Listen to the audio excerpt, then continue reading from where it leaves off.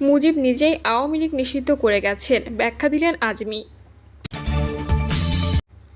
জানাবো আওয়ামী লীগের কার্যক্রম নিষিদ্ধ, হাসিনার ভুলে সব শেষ। এবং সর্বশেষ জানাবো অন্তর্বর্তী সরকারের আমলে একটিও গুমের ঘটনা ঘটেনি, বলছেন অ্যাটর্নি জেনারেল। শুনছিলেন সংবাদ শিরোনাম, এবারে বিস্তারিত। মুজিব নিজেই আওয়ামী লীগ নিষিদ্ধ করে গেছেন, ব্যাখ্যা দিলেন আজমি। যে মুজিবুর রহমান নিজেই তো আওয়ামী লীগ নিষিদ্ধ করে গেছেন। উনি 1975 সালে জানুয়ারিতে চতুর্থ সংশোধনের মাধ্যমে আওয়ামী লীগ নিষিদ্ধ করে দিয়েছেন। যুগান্তর মাল্টিমিডিয়ার সঙ্গে একান্ত সাক্ষাৎকারে ব্রিগেডিয়ার জেনারেল আব্দুল্লাহিল আমান আজমি কথা বলেন। তিনি এ বিষয়ে ব্যাখ্যা দিয়েছেন। আজমির সাক্ষাৎকারটি নিয়েছেন জোবায়েরা হোসেন জাবের। আজমি বলেন, আমাদের সুখী সমৃদ্ধশীল বাংলাদেশের চেতনা ছিল মুক্তিযোদ্ধাদের, যারা প্রকৃত দেশপ্রেম দিয়ে মুক্তিযুদ্ধ করেছেন। এই প্রজন্মের জেন জি দেশপ্রেম দিয়ে মুক্তিযুদ্ধ করেছে। আজ পর্যন্ত কেউ দাবি করেননি, কিন্তু আমি দাবি করছি এ প্রজন্মের মুক্তিযোদ্ধাদের। আমাদের যে খেতাব আছে, আবু সাইদ সহ যারা জীবন দিয়েছেন তাদের বীরশ্রেষ্ঠ, বীর উত্তম, বীর প্রতীক খেতাব দিতে হবে। তা না হলে এ বিপ্লবের সঙ্গে বেইমানি করা হবে। কারণ ওই সময় সেনাবাহিনীর ইপিআর, আনসার ও পুলিশ যারা ছিলেন তারা সব প্রশিক্ষিত, সশস্ত্র ছিলেন। যারা মুক্তিযুদ্ধ করেছেন তারা প্রশিক্ষণ নিয়েছেন এবং সশস্ত্র ছিলেন। আর এই যে প্রজন্মের যারা যুদ্ধ করেছেন তারা প্রশিক্ষিত না, সশস্ত্র না, শুধু দেশপ্রেম নিয়ে বুকে তাজা রক্ত ঢেলে দিয়েছেন। তো তাদের কৃতিত্ব কম কেন হবে? তারা ফ্যাসিবাদ থেকে মুক্ত করেছে, তারা দেশকে অন্ধকার যুগ থেকে মুক্তি দিয়েছে।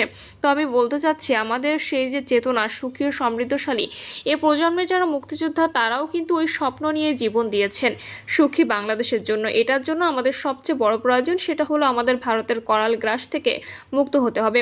ভারতের হাত থেকে মুক্ত হতে হলে আমাদের এই আওয়ামী ফ্যাসিবাদের হাত থেকে মুক্ত হতে হবে। যারা তাদের পুনর্বাসনের চিন্তা করে তারা দেশের শত্রু। ছাত্রলীগ যদি নিষিদ্ধ হয়ে থাকে, আওয়ামী লীগ কেন নিষিদ্ধ হবে না? বৃক্ষ তোমার নাম কি, ফলে পরিচয়। ছাত্রলীগ তো আওয়ামী লীগের ফল, ছাত্রলীগ তো আর বড় ফ্যাসিস্ট। তিনি বলেন, এদের তো নিষিদ্ধ করার কোনো বিকল্প নেই। তারা যখনই ক্ষমতায় থেকেছে যা ইচ্ছা তাই করেছে। বেশি দূরে যেতে হবে না, আপনি 2009 থেকে 24 পর্যন্ত দেখেন তারা কি না করেছে। তারা হাজার হাজার কোটি টাকা লুটপাট করেছে। সোহেল তাজ একটা সাক্ষাৎকারে বলেছেন, সাবেক পলাতক প্রধানমন্ত্রী বলেছেন, তোমরা যে যত পারো খাও। আব্বা এই সময় বলেছিলেন, মানুষের জিহ্বাটা হলো বড় দুশমন। এই সাবেক প্রধানমন্ত্রীর জিহ্বাটা তার সবচেয়ে বড় দুশমন। সে তার সবচেয়ে বড় ক্ষতি করেছে। সমস্ত বিশ্বে যখনই একটা নির্বাচন হয়, যে দল জিতে বিরোধী দল যারা হয়, 24 ঘন্টার মধ্যে বিরোধী নেতা বিবৃতি দেন, আমরা অভিনন্দন জানাই এবং সর্বত্র সহযোগিতা করব। আজমি বলেন, 1991 সালে যখন জামায়াতের সঙ্গে বিএনপি ক্ষমতার পর দিনই পত্রিকায় খবর আসে, এক মুহূর্তে শান্তিতে থাকতে দেব না, এটা কোনো সুস্থ মস্তিষ্কের পরিচয়। তো আমাদের ভারতের কলার গ্রাস মুক্ত না থাকতে পারলে সুখী ও সমৃদ্ধ বাংলাদেশের স্বপ্ন দেখা অলীক হবে। এটার জন্য আমাদের আওয়ামী মুক্ত থাকতে হবে, সুতরাং তাদের নিষিদ্ধ করতে হবে। শেখ সাহেব নিজেই তো আওয়ামী লীগ নিষিদ্ধ করে দিয়ে যান। উনি 75 সালে জানুয়ারিতে চতুর্থ সংশোধনের মাধ্যমে আওয়ামী লীগ নিষিদ্ধ করে দিয়েছেন। এটা কেউ কোনোদিন বলেননি, কেন আমার কাছে আশ্চর্য লাগে। এই আওয়ামী লীগ তো অবৈধ আওয়ামী লীগ। আওয়ামী লীগের কার্যক্রম নিষিদ্ধ, হাসিনার ভুলে সব শেষ। 24-এর গণঅভ্যুত্থানের পর আওয়ামী লীগের রাজনীতিতে ফিরে আসার যেটুকু সম্ভাবনা ছিল তা শেখ হাসিনা নিজেই শেষ করে দিয়েছেন।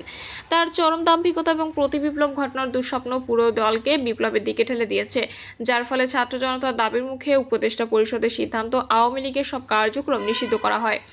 এখন দলের নিবন্ধন বাতিল করার প্রক্রিয়া শুরু করেছে। যুগান্তরকে এমনটি জানিয়েছেন কয়েকজন জ্যেষ্ঠ রাজনীতি ও রাজনৈতিক বিশ্লেষক। তারা বলেন, গণঅভ্যুত্থানের মুখে 5ই আগস্ট জীবন দিয়ে ভারতে পালিয়ে যাওয়ার সুযোগ পেলেও দেশে রেখে যাওয়া দল এবং দলের নেতাকর্মীদের বাঁচাতে কার্যকর কোনো পদক্ষেপ নিতে পারেননি শেখ হাসিনা। জুলাই আগস্টের মানবতা বিরোধী অপরাধ সহ ক্ষমতায় থাকার 15.5 বছরের দুঃশাসন ও লুটপাটের জন্য তারা উচিত ছিল জাতির কাছে ভুল স্বীকার করে প্রকাশ্যে ক্ষমা চাওয়া, কিন্তু সেটি না করে উল্টো ভারতে বসে অন্তর্বর্তী সরকারকে উৎখাত করার জন্য অব্যাহতভাবে দলের নেতাকর্মীদের উস্কানি দিয়েছে। প্রতিবিপ্লব ঘটিয়ে দলের সবাইকে রাস্তায় নেমে আসার নির্দেশনা দেন। যদিও তার এমন উস্কানি ছাড়া দিতে গিয়ে অনেকে এখন কারাগারে, বাকিরা নতুন করে পালিয়ে বেড়াচ্ছেন। সন্ত্রাস বিরোধী আইনের আওতায় আওয়ামী লীগের সব ধরনের কার্যক্রম নিষিদ্ধ করার সিদ্ধান্ত নেয় অন্তর্বর্তীকালীন সরকারের। ফলে আওয়ামী লীগ নামে দলটির নেতাকর্মীরা বাংলাদেশে আর রাজনীতি করতে পারবেন না। শুধু তাই নয়, আন্তর্জাতিক অপরাধ ট্রাইব্যুনালের আইনে দলটির বিচার হবে। এই বিচারের আগ পর্যন্ত আওয়ামী লীগ এবং তাদের অঙ্গ ও সহযোগী সংগঠনের সব ধরনের কার্যক্রম নিষিদ্ধ থাকবে। ওই দিন একই সঙ্গে আন্তর্জাতিক অপরাধ ট্রাইব্যুনাল আইন সংশোধন করে অধ্যাদেশ জারি করে অন্তর্বর্তী সরকার। এতে কোনো রাজনৈতিক দল তার অঙ্গ সংগঠন বা সমর্থক গোষ্ঠীকে শাস্তি দিতে পারবেন ট্রাইব্যুনাল। এর আগে অন্তর্বর্তী সরকারের উপদেষ্টা পরিষদের বিশেষ সভায় আন্তর্জাতিক অপরাধ ট্রাইব্যুনাল আইনের সংশোধন প্রস্তাবে অনুমোদন দেওয়া হয়। গণফোরামের প্রতিষ্ঠাতা সভাপতি, বিশিষ্ট আইনজীবী ও সংবিধানের অন্যতম প্রণেতা ডক্টর কামাল হোসেন এ প্রসঙ্গে বলেন, শেখ হাসিনা আওয়ামী লীগ পরিবারতন্ত্র প্রতিষ্ঠা করেছিলেন। তিনি দলের ভেতরে এবং দেশ চালাতে গিয়ে ক্রমেই একনায়ক হয়ে উঠেছিলেন, যে কারণে ছাত্র জনতার আন্দোলনের মুখে তাকে দেশ ছেড়ে পালিয়ে যেতে হয়েছে। প্রবীণ এই আইনজীবী আরও বলেন, এত বড় একটি ঘটনার পরও শেখ হাসিনার মধ্যে কোনো অনুশোচনা নেই, বরং তিনি নিরাপদে থেকেই দেশের ভেতরে থাকা সাধারণ নেতাকর্মীদের অব্যাহতভাবে উস্কে দিচ্ছেন, দেশে অস্থিতিশীল পরিস্থিতি তৈরির অপচেষ্টা করে যাচ্ছেন। শেখ হাসিনার এসব অপরাধের দায়ভার এখন আওয়ামী লীগকে বহন করতে হচ্ছে, যা সত্যিই দুঃখজনক। জানতে চাইলে এ প্রসঙ্গে বর্ষিয়ান রাজনীতিক ও জাতীয় সমাজতান্ত্রিক দলের জেএসডি সভাপতি আসামা আব্দুর রব বলেন, গণহত্যার বিচার সম্পন্ন হওয়ার মধ্য দিয়ে আওয়ামী লীগের রাজনৈতিক ভবিষ্যতের গতিপথ নির্ধারিত হবে। এ প্রসঙ্গে গণফোরামের প্রেসিডিয়াম সদস্য, সুপ্রিম কোর্ট আইনজীবী সমিতির সাবেক সম্পাদক অ্যাডভোকেট সুব্রত চৌধুরী বলেন, শেখ হাসিনার অপকর্মের দায়ভার এখন আওয়ামী লীগকে বহন করতে হচ্ছে। তিনি ভারতে পালিয়ে গেছেন, সেখানে আওয়ামী আরাম আয়েশে জীবনযাপন করছেন, আর দেশের ভেতরে থাকা দলটি নেতাকর্মীদের নানা দিক নির্দেশনা দিয়ে পরিস্থিতি আরও উত্তপ্ত করে তুলেছেন। শেখ হাসিনার উচিত ছিল নিজের অপকর্মের জন্য, বিশেষ করে ক্ষমতায় থেকে যে অন্যায় ও অবিচার করেছেন এর জন্য প্রকাশ্যে দেশবাসীর কাছে ক্ষমা প্রার্থনা করা, কিন্তু তা না করে উল্টো তিনি প্রতিবিপ্লব করে অন্তর্বর্তীকালীন সরকারকে উচ্ছেদের পণ করেছেন। তার কারণে আজ আওয়ামী লীগের এই পরিণতি। অ্যাডভোকেট সুব্রত চৌধুরী বলেন, শেখ হাসিনা তার শাসনামলে আওয়ামী লীগের মৃত্যু নিশ্চিত করেন, এখন তার কারণেই দলটির দাফন কাফনের কাজটিও সম্পন্ন হলো। গণতন্ত্র মঞ্চের অন্যতম শীর্ষ নেতা ও গণসংহতি আন্দোলনের প্রধান সমন্বয়কারী জোনায়েদ সাকি বলেন, শেখ হাসিনা যে অন্যায় ও অপকর্ম করেছেন এর জন্য অনুতপ্ত না হয়ে উল্টো ভারতে বসে নানা ষড়যন্ত্রে লিপ্ত রয়েছেন, যে কারণে সাধারণ মানুষ, বিভিন্ন রাজনৈতিক দল ও সংগঠন চরম ক্ষুব্ধ হয়ে ওঠে। এই ক্ষোভের ফলই হচ্ছে আওয়ামী লীগের কার্যক্রম নিষিদ্ধ হওয়া। তিনি আরো বলেন, এই পরিস্থিতির জন্য শেখ হাসিনা এককভাবে দায়ী।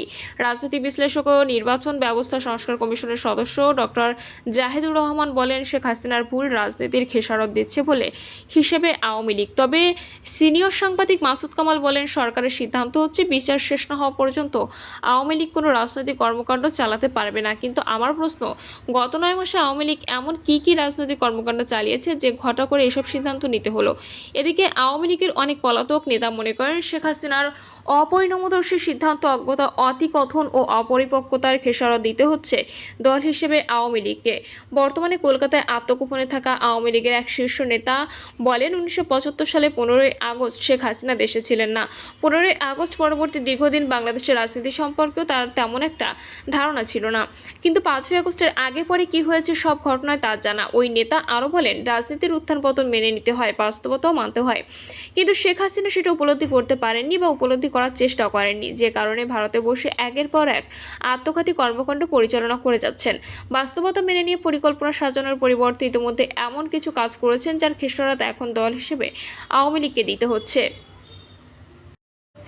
1955 সালে দলটির নাম থেকে মুসলিম শব্দটি বাদ দেওয়া হয়। দীর্ঘ রাজনৈতিক পরিক্রমায় 1971 সালে মুক্তিযুদ্ধে দলটির গুরুত্বপূর্ণ ভূমিকা ছিল। সে সময়কার কর্মকাণ্ডের জন্য 1971 সালের 26শে মার্চ পাকিস্তানের তৎকালীন প্রেসিডেন্ট ইয়াহিয়া খান আওয়ামী লীগকে নিষিদ্ধ করেন। স্বাধীনতা পরবর্তী নানা বিতর্কিত কর্মকাণ্ডে অভিযুক্ত হয় দলটি। আওয়ামী লীগের নেতৃত্বে বাকশাল কায়েমের মাধ্যমে সব রাজনৈতিক দলকে নিষিদ্ধ করে শেখ মুজিবুর রহমানের নেতৃত্বাধীন সরকার। এর ফলে ওই সময়ও আওয়ামী লীগকে বিপর্যয়ের মুখে পড়তে হয়। প্রিয় দর্শক, এই ছিল এখনকার সর্বশেষ সংবাদ। আপডেট সব সংবাদ পেতে চ্যানেলটি সাবস্ক্রাইব করে বেল আইকনটি ক্লিক করে রাখুন।